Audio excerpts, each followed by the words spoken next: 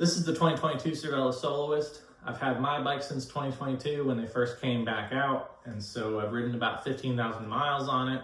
I've done some races on it. I've done some road bike time trials on it. I've ridden gravel on it, and so I feel like I have a pretty good idea of what it excels at or not. So we're going to talk about that, the good, the bad, and what you should consider if you were to buy one. If you don't know, Cervelo is one of the first companies to come out with an aero road bike using computational fluid dynamics as well as wind tunnel testing, and that was the original Soloist in the early 2000s. In 2022, they came out with their modern interpretation of the Soloist, which is sort of set to solve two things. One is they wanted to have an all-rounder bike in between an R5 and an S5, and also they wanted to have something that was a little more accessible for the everyday person that wants to be an amateur crit racer or weekend warrior, group ride warrior. And I think when you plot price versus performance on a graph, somewhere in that bell curve is the Soloist in that $4,000 to $7,000 range, which is sort of what I think is the sweet spot of bang for your buck. So let's talk about the good. First of all, I think it's a great looking bike. The lines look great. It definitely has those aero-inspired sort of camtail frame shapes and seat tube cutouts and everything, the D-shaped seat post and all that. My paint has held up very well. This is the Alpenglow paint, which is pearlescent white, and then in the sunlight, it has sort of a copper tone to it because Alpenglow is the name for sunlight reflecting off of snow on the mountains. So my paint has done really well. I've seen on the weight weaning forums, some people have said that Alpenglow paint yellows over time. However, my paint is definitely not yellowed over time, and I've had the bike about as long as you can have the bike, so not too worried about it. It's survived some crashes. It's survived gravel. I have a couple battle scars here. I do make use of some frame tape, like protection tape on the inside of the fork, just in case. But overall, it's held up pretty well. I'm happy with it. I will say there are a couple little things with it where, you know, some people really don't like the seat post bolt underneath the collar. I've never really had my seat post slip or anything, but I really don't like the saddle adjustment like dial that they use here, which is Cervelo's really big about. You have to kind of like tighten the bolts, but also rotate the knob to get the saddle adjustment that you want. And if you're somebody that you just use the same saddle for everything, then it's kind of a set and forget it and like don't worry about it. But if you're somebody that changes out saddles pretty frequently, this ain't a pain in the ass, and I don't really like it. But I basically use the same saddles across all the bikes, so not too worried about it. My biggest complaint with the ride quality is that the fork can sometimes be a little chattery with certain wheel sets. I noticed that with carbon spoke wheels, things can be a little too stiff. The bike is stiff. It is stiffer than a Canyon Ultimate.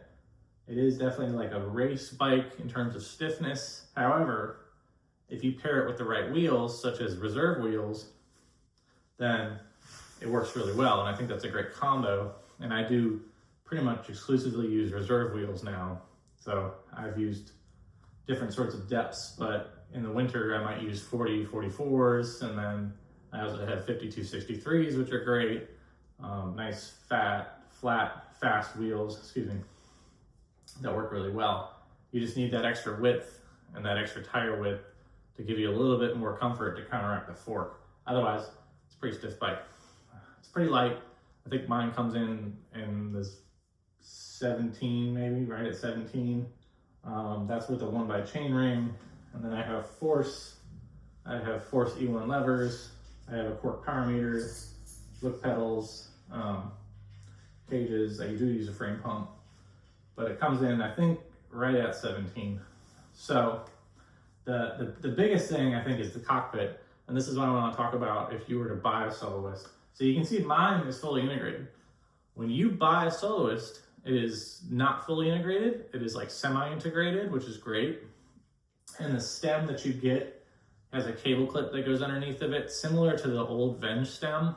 And I actually used to use the S-Works Venge stem on my bike because when I first built this, it was like post-pandemic and you couldn't get any parts or anything, so I took a vent stem and used that instead. And that's great, and it mostly hides the cables, but I think if you're gonna own the bike for more than a couple of years, you should just go ahead and splurge and get the integrated cockpit.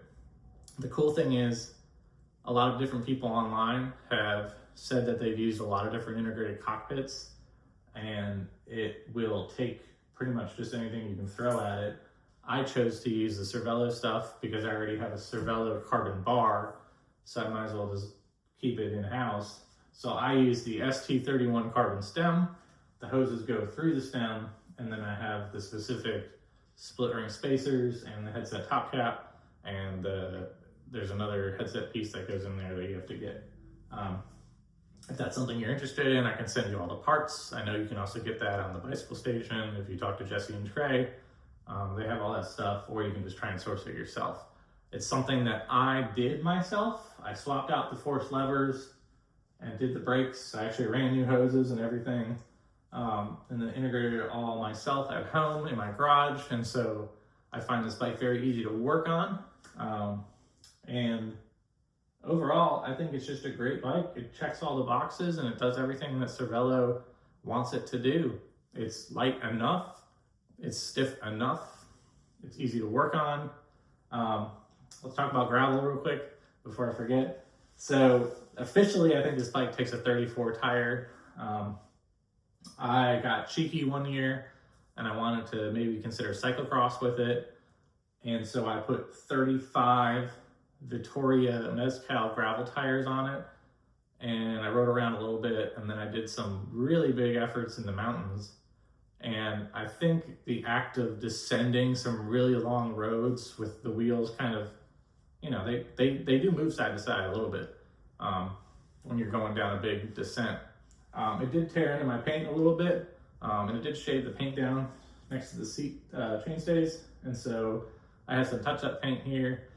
I have some battle scars, but otherwise, this bike has held up really well. I'm super happy with it. I love seeing it in the sunlight. It photographs well and it rides really well. And I would recommend it to anybody that really doesn't want to spend like a car's worth of money on a pretty good bike, because this will get you pretty far. You know, this will not hold you back. Your own legs will hold you back before this bike holds you back. But if you have any questions, please let me know, and thanks for watching.